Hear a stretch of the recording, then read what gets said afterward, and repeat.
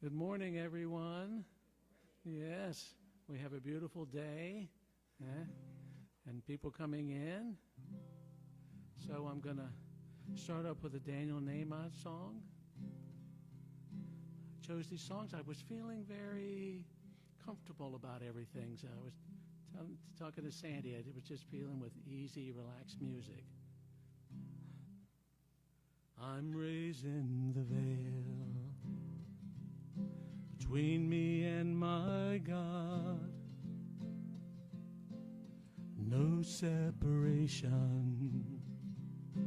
no distance at all. God is right here in my heart.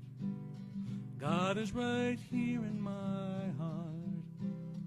God is right here in my heart. I'm raising the veil, and I want to know you, oh God. I'm raising the veil, and I want to see you, oh God.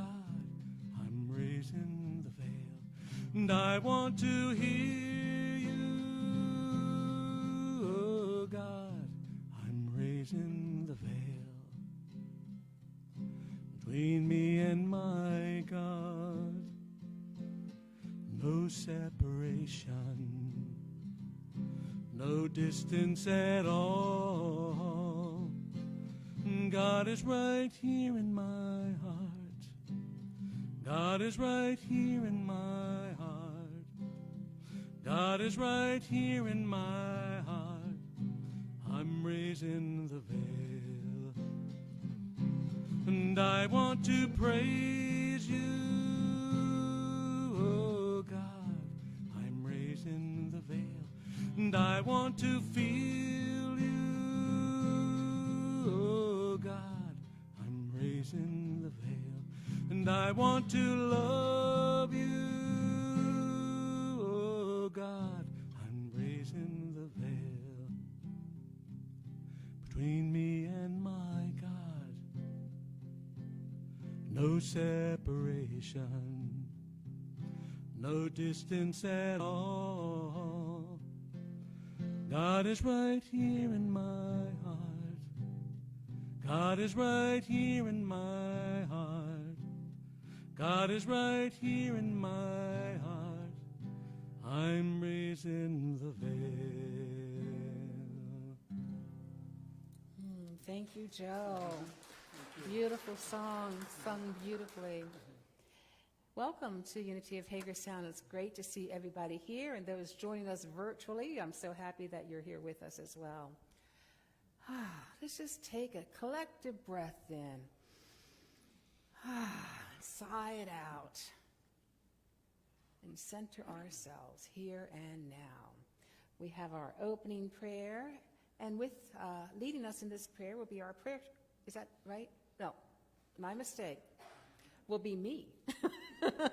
Leading us in this prayer will be me. So let's center ourselves in this present moment, letting go of any tension in the body, letting go of any worries that the heart may be holding on to, and knowing that right here, right now, God is present, moving through you, as love, as wisdom, as joy. And we breathe this in and give thanks that this is so. As we move forward in this service, we open our hearts, we open our minds to that activity of spirit within. And then when we leave, we take everything that we've gathered together today and set it forth in our lives. And so it is. Amen. Amen. So I'm going to invite you to join me in our mission statement together. Unity of Hagerstown, a welcoming community, embraces spiritual awakening through affirmative prayer and meditation, creating a positive path of abundant living for all. And now we have the reading of the daily word with Jay. And as he comes forward, just a reminder, if you're not already getting the Daily Word in your inbox via email, I invite you to go to unity.org and sign up for it. There is a small cost to it, but it's well worth it. Morning. The world's problems can feel so overwhelming and its needs so great that I may wonder how my individual efforts could make much of a difference. But every action I take can contribute to world peace. I remember there are people throughout the world who feel the way I do. So many are doing what they can to bring light and love to their neighborhoods and communities. I feel comforted realizing I am not alone in my efforts. Peace begins with each person and inspires others as it spreads, uniting all the world's people to live and thrive in harmony and cooperation. We are meant to live in peace. I hold that vision and offer compassionate service as a way to make my dream for world peace a reality for all of us. The reading is from Romans 14:19. Let us then pursue what makes for peace and for mutual upbuilding. And the statement for today is, we say together, I join with others to build a peaceful world. Let that settle for a moment. And again, I join with others to build a peaceful world. Thank you, Jay. And yes, we'll have Joe come back up and lead us in another song. So that daily word was actually perfect as a segue to this song because, as I said, one person can make a difference. St. Francis of Assisi, I don't know what, 800 years ago, whatever it was, he was a man of peace, and to this day, there's this St. Francis Peace Center in Assisi, Italy.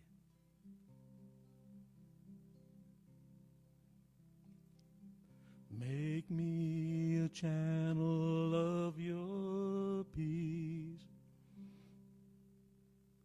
where there is hatred, let me bring your love. Where there is injury, your pardon, Lord. And where there's doubt, true faith in you. Make me a channel of your peace. Where there's despair in life, let me bring hope. Where there is darkness, only light. And where there's sadness, ever joy. O Master, grant that I may never seek so much to be consoled as to console, to be understood as to understand, to be loved as to love with all my soul. Make me a channel of your peace. It is in pardoning that we are pardoned, in giving of ourselves that we receive, and in dying that we're born to eternal life. O Master, grant that I may never seek so much to be consoled as to console, to be understood as to understand, to be loved as to love with all my soul. Make me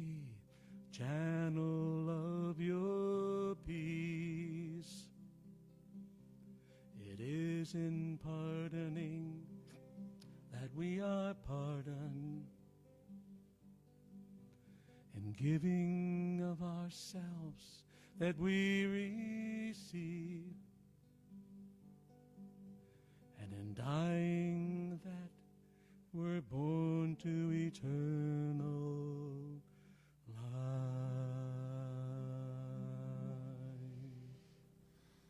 Thank you, Joe. Beautiful. Okay, so we have a time now in which we can greet our friends and neighbors, our Why are you laughing already? Okay, so just a gentle reminder that not everybody's a hugger, so please just ask it before going in with that bear hug. It's a time to just greet our neighbors, not share our life story. So, yeah, let's greet our neighbors. Yeah. I'd like to just greet everybody on Facebook and YouTube who are watching us anytime, whether it's Sunday morning or Wednesday evening, doesn't matter. We're glad you are with us.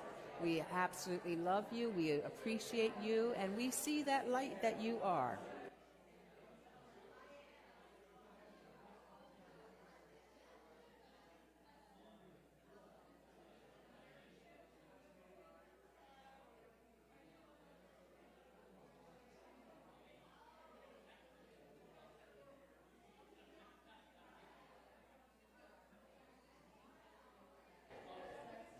So we're going to start, and if you can hear my voice, please be seated. If you can hear my voice, please be seated. If you can hear my voice, I hear you. Please be seated. It's time to get our seats once more. Once more, we're going to get our seats. I love the love in this room, and it's time to be seated. Thank you so much. This community is amazing. It truly is.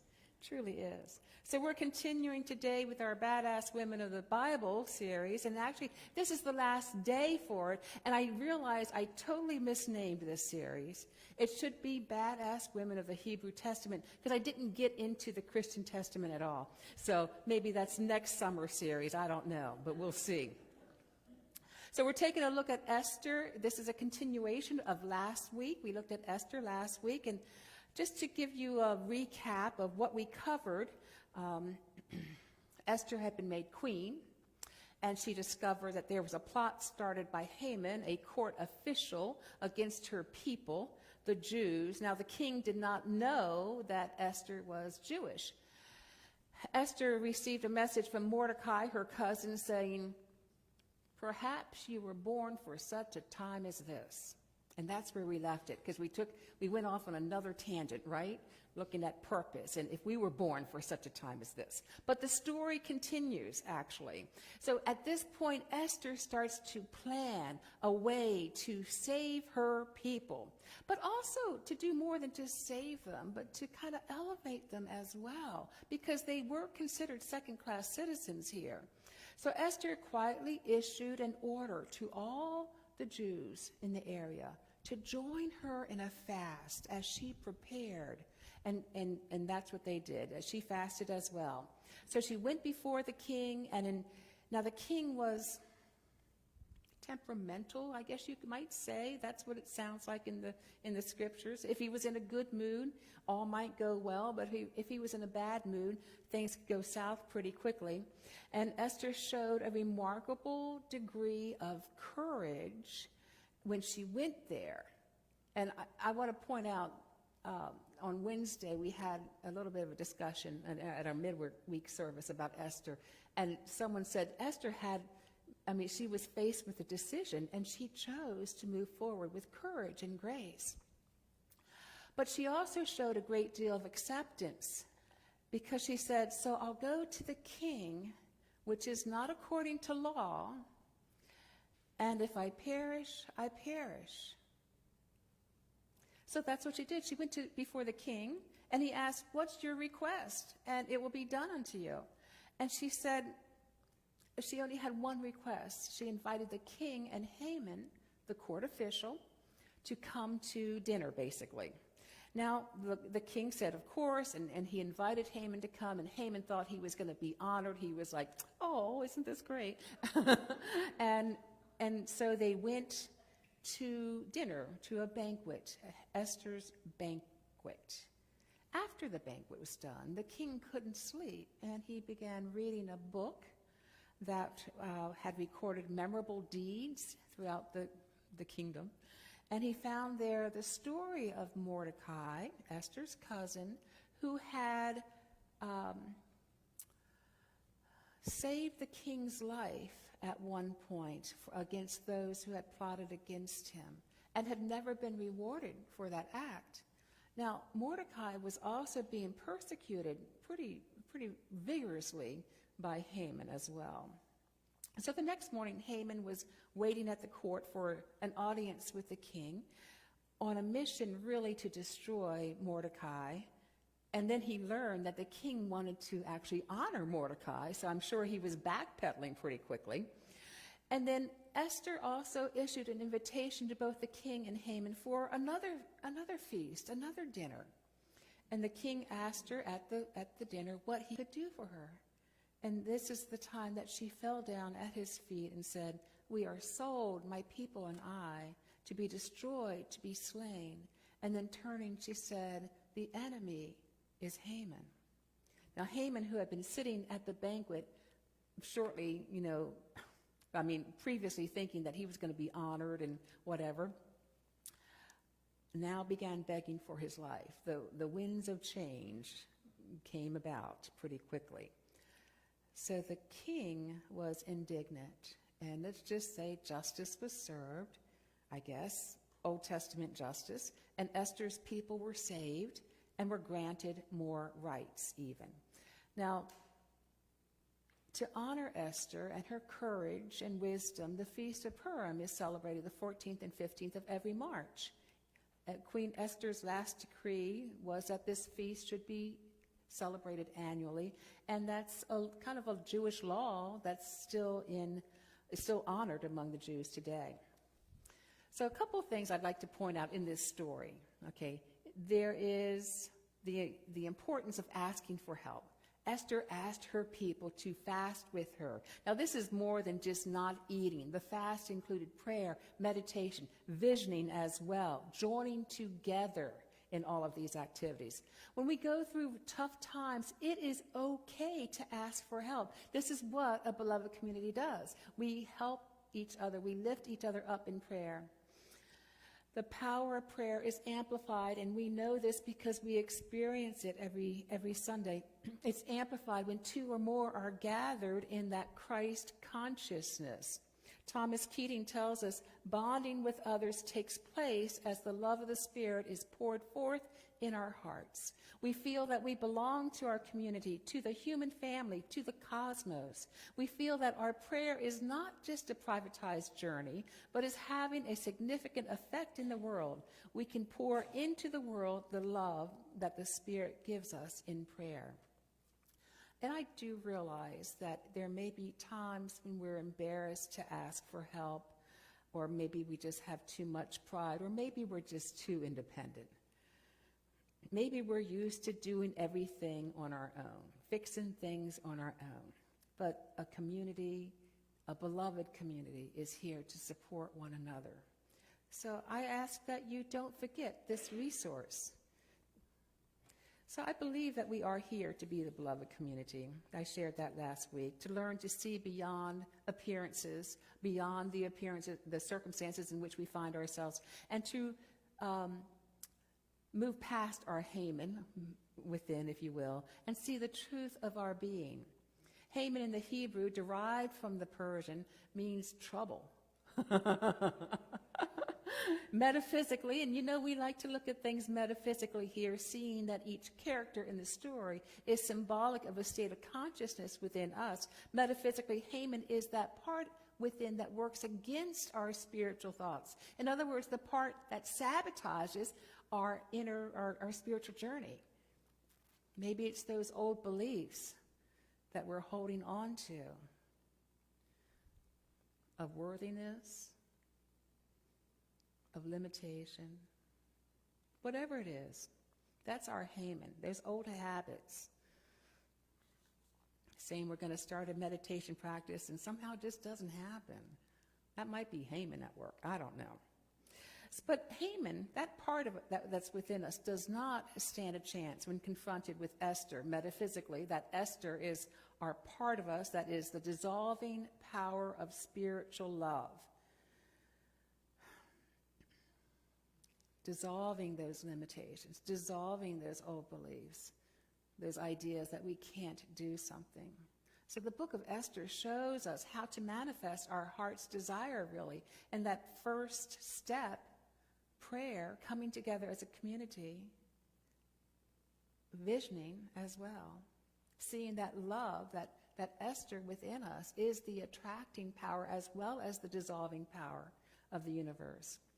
So the second step is to let go of any attachment. Esther in the story states, if I die, I die. She had released that kind of grasping quality of getting exactly what she wanted, how she wanted it to look. And that's what attachment does, right? It causes us to hold on tight so that the activity of spirit has no room to move. When we open up, when we allow, when we release our way, we can have those moments of grace and manifestation. Deepak Chopra tells us, in order to acquire anything in the universe, you have to relinquish your attachment to it. This doesn't mean you give up the intention to create your desire. You don't give up the intention and you don't give up the desire. You give up your attachment to the result. A very powerful thing to do. Chopra continues, relinquish your attachment to the known. Step into the unknown, and you will step into the field of all possibilities. You will have excitement, adventure, mystery. You will experience the fun of life, the magic, the celebration, the exhilaration, the exaltation of your own spirit. 7 years ago, many of you will remember this, we were meeting at the Civil Air Patrol building, right? A room that was maybe a third this size, if that. And we knew that we needed a bigger space. As a community, we prayed about it. We envisioned what that might look like. We went looking at different locations, but nothing really seemed to feel right to us. So we put it on the back burner. We let go of the control that it had to look a certain way and just let go of control of finding it ourselves, really. And in a short time, we get contacted by St. Mark's, and as things transpired, we found exactly what we needed and more than what we had envisioned. Now, last year, when our rent was going to more than triple in amount, we once more turned to communal prayer and visioning, and we looked for space once more, and we let Spirit lead the way for that perfect space. We let go of what it might look like. And we were able to negotiate with St. Mark's and found a happy medium, that an amount that both parties could work with.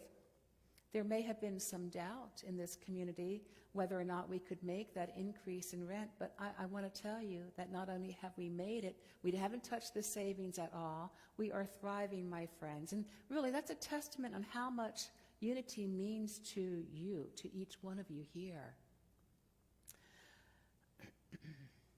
It's a testament to communal prayer, too, I believe, to the power of community. Praying together, visioning together, we build up an energy of thought that sends that vibration out into the universe. And just as surely if we were casting our bread upon the water, as Ecclesiastes, stumbled over that one, states, it comes back to us tenfold. So as the story of Esther continues, we find that she did, in fact, step into that field of all possibilities with prayer support, with releasing attachment. And as everything worked out, perhaps even more than Esther had counted on, her people were protected, they gained more rights, and Esther herself received all the property that Haman had. Things happen.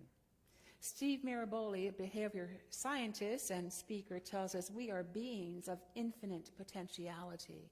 That sounds wonderful, but what does it mean to have infinite potential? Remember this: potential remains an intangible possibility until you participate, until you act. You are the point of origin for things to transcend from the realm of the possible to the tangible. That first action, ideally, is prayer, moving into prayer and then following that guidance that we're given through that. The faith we have opens up that channel to our potential. Affirmative prayer is one of the tools we use to shift our perspective from limitation or from I can't do it to I can and we can. Shifting our perspective from the human experience or the conditions in which we find ourselves to seeing reality with a capital R. Seeing spirit present everywhere, the divine here on earth, flowing through us, flowing through all creation. How empowering is that to realize that we have unlimited potential that we can tap into? Unity co-founder Charles Filmer wrote that the Christ consciousness abides in each person as this potential perfection. This means that the same spirit that's in Jesus is in you and in me. It's waiting for us to bring forth into our daily lives. So in prayer, we attune into that Christ energy, or the energy of the divine within, however you want to word it. We gain new clarity. We discern what is ours to do. You know, understanding is our divine birthright. So we learn to express those inner God qualities of peace and wisdom and love and faith, so that we can approach each experience with confidence, knowing who we are as spirit, so that we can express our true self in every situation. There's no limit to what we can achieve or the many ways that we can be a blessing. The Good News Network shared one story well, they share lots of stories of people being a blessing, but I want to share one today. Back in 1998, a Malaysian lawyer named Ahmed was a little confused when he saw a distressed Indian woman being brought into the courtroom charged with shoplifting, and he felt compelled to ask her what the case was about, and she replied it was because she stole a pencil box from a grocery store worth maybe $5 American. And she had promised, she told the lawyer, that she would give her son a pencil box if he finished first in his classroom. And he was in 4th grade at the time, and he passed and was top of the class. The lawyer, Ahmed, and who is also a father of 5, asked for the case to be postponed while he went to kind of gather evidence, reasoning that if she were to be jailed, there'd be no one to take care of the son. So he checked with the teacher, and sure enough, the son was at the top of his class.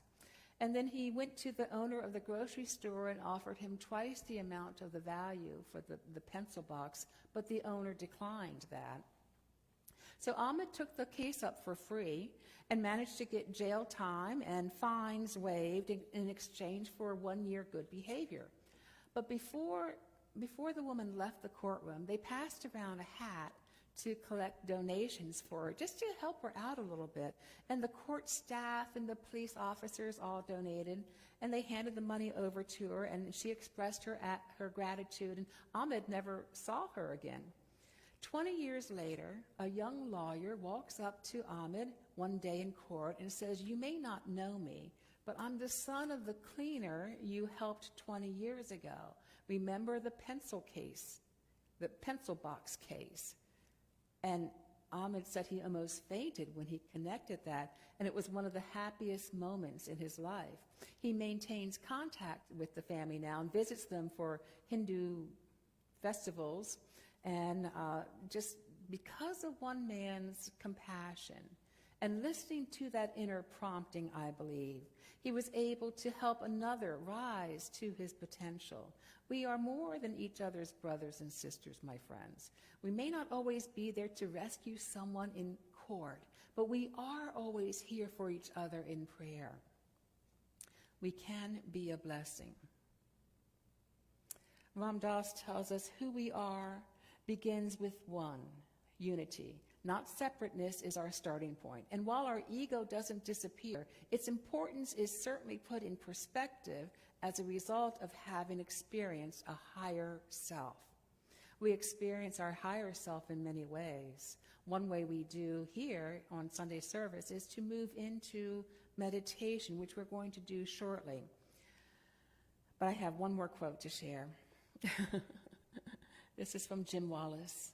Community is a place where the healing of our own lives becomes the foundation for the healing of the nations. The making of community is finally the only thing strong enough to resist the power of the system and to provide an adequate spiritual foundation for better and more human ways to live. So the story of Esther showed us the power of community, I believe, and also the power of letting go, of non-attachment. That dissolving power of love that is within you dissolves the ideas of differences, of separation within us. It also dissolves the idea of having to have things our way. So if you find yourself in a quandary, maybe frustrated because things aren't going the way you want, think of that. Think of that dissolving power of love. And now let's move into a time of meditation. So go ahead and get comfortable, closing your eyes if you like, or gazing softly on the floor in front of you. And let's begin by watching our breath, the inhale and the exhale, allowing the shoulders to relax, the neck to relax, the jawline to relax.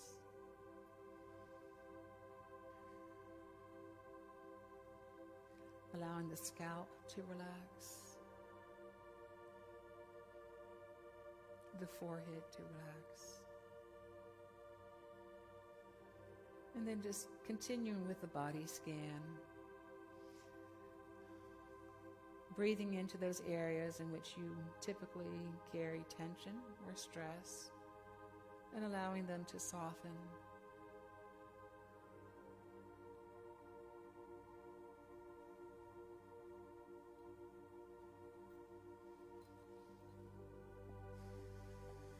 As the body relaxes, our thoughts calm, our heart softens, and we become open. We let go of the grasping, and we simply are. In the silence, we learn more of the truth of our being, that we are spirit expressing, that love flows through us, as us, that we are one.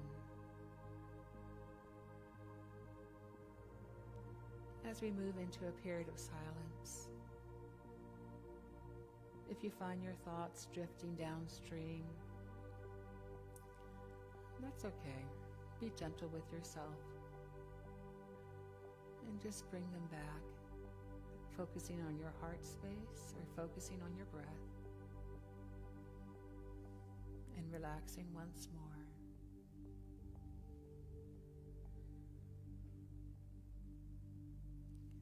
Perhaps noticing the next thought that comes and just allow it to drift right by you without becoming caught up in it.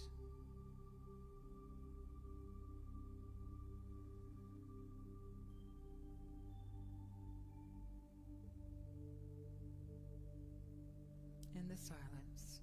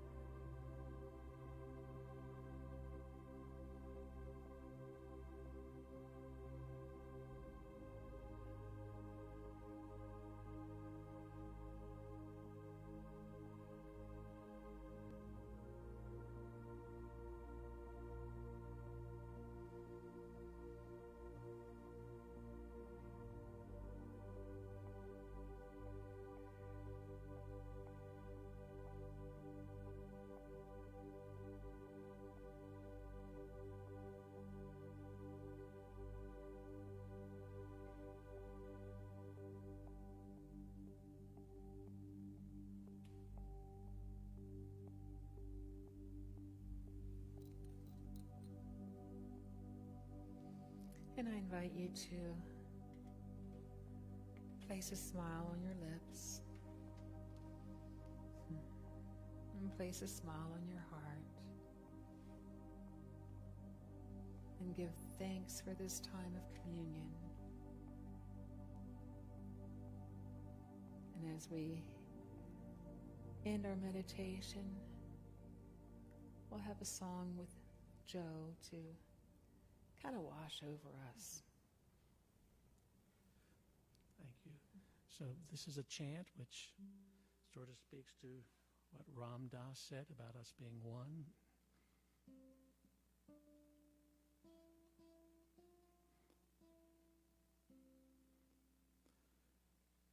We are one.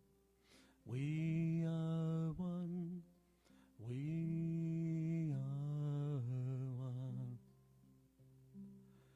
We are one. We are one.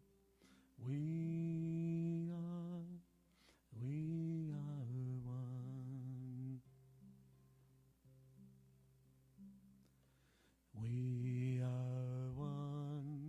We are one. We are one. We are one. We are one.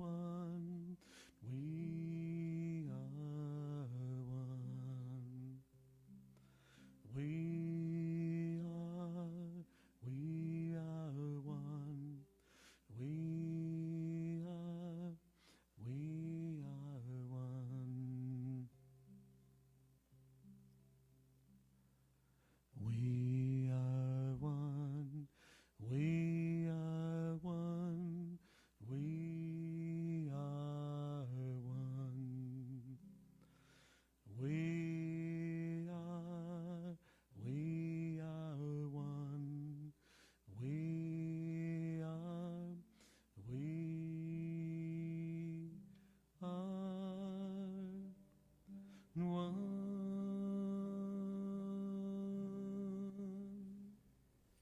Thank you, Joe. I invite you to join me in our offertory prayer together. We affirm infinite abundance and prosperity continuously flowing into and within this ministry through Spirit and expressing through infinite channels. And we affirm the wisdom, understanding, and discernment in all matters as Spirit guides us along our path. Amen. And another song by Joe. So this is one of my favorites by J.D. Martin. There's a new church on the horizon, made of light, not of stone, calling out to all creation, you are not alone. Lions and lambs, saints and sinners, best of friends, enemies, woman and man, losers and winners, they're all in you and me. For we are one heart, looking for answers. We are one soul, finding our way through the dark. One dream we share together. Yes, we are all a part of one heart.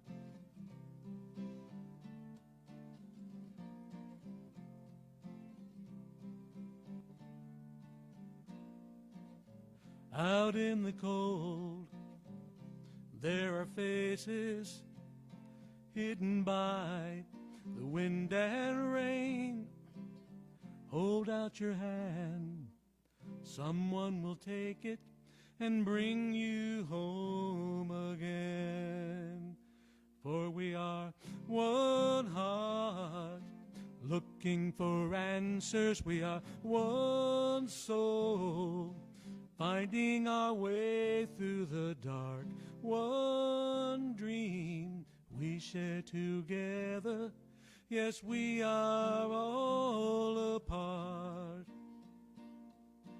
We are all a part. We are all a part of one heart. One heart of one heart. Thank you, Joe. Yes. Yeah. So we do have a few announcements. Our book drive for the month of August continues. We're collecting gently used books, children's books, and there is a tub out underneath the coat rack. If you have any, or you'd like to go to a bookstore, used bookstore, and buy a couple, that'd be great too. They're going to be distributed to the children here in Washington County. Our midweek service continues. This is the last week for it until October. We're going to take September off. It's just kind of a busy month for me. But if you haven't made it, this is the last segment on the prayer for protection. And then Saturday, we continue on with our walk and talks at Cushwa Basin, 9 a.m. Everybody's welcome to come. We only do go 2 or 3 miles. You can go at your own pace. You can go 1 mile, turn around, doesn't matter. We'd love to have you join us for as long as you'd like. And then Circulation Day is happening Labor Day weekend. Circulation Day is when we circulate goods back into the community, those gently used household goods. Instead of putting them into the landfill, we have like a free yard sale. So if you have closets to clean out or dressers or cabinets, please do so. Bring your goods here next Sunday. You can keep them on the porch that's closest to the road, and just box them up, put them there, and we'll set them out on Monday. And the things that are not picked up, we'll have Brooks House come and pick up for their thrift store. Yoga continues on Tuesday evenings, beginning in September. We also have Adopt a Highway, September 16th. I have a sign-up sheet because Arnie likes to know who's coming for Adopt a Highway. I'm just going to pass it around. I'm not looking at you to sign it. Okay. And then also Mount Zion is happening the first Tuesday of the month, and we have a sign-up sheet for food for that. I said Mount Zion. That's not right. It's Zion Reformed United Church of Christ, in which we serve at their soup kitchen. We have probably over 100 people that we feed once a month there. If you're willing to serve, that would be great. If you're willing to just provide food, that would be great as well. Holly Place happens as well, the last Monday of every month. But Ann, with your leadership, you've got that taken care of, I believe. If you need help, just let us know. Okay. Okay. And then Men of Unity, their planning meeting is starting the 21st. That's the equinox, right? We're close enough, right? At 6 p.m. here, and that's just for all the men who would like to get together and figure out what that Men of Unity looks like going forward. And then our September 23rd, our autumnal dance workshop with Candace again is happening. If you haven't gone to any of these workshops, I encourage you to. She does easy choreography. Talk to Amy after the service because she's gone to all of them, I think. It's just a really fabulous time to get a little exercise. There's meditation in there too. It's a very wonderful feeling to dance together as a group. And this is for all body types, all levels of experience. So I danced last 2 times with a sprained ankle, so and it worked out okay. So at this time, I'm sorry, there were a couple others, but I think you saw the Mind, Body, Spirit, and is the first Saturday of October. Just save the date for that, and the women's retreat begins October 20th. Flyers for everything out back. Terry. There is. I forgot that. Okay, sound bath first Wednesday of every month, 7 p.m. here. Sabrina does an absolutely fabulous job. There is a $20 admission, but it's so healing and quite lovely too. So at this time, I'd like to say goodbye to our Facebook friends. We love you. We bless you. We see the light that you are. Have a fabulous week. YouTube friends, too, sorry. Didn't mean to limit that.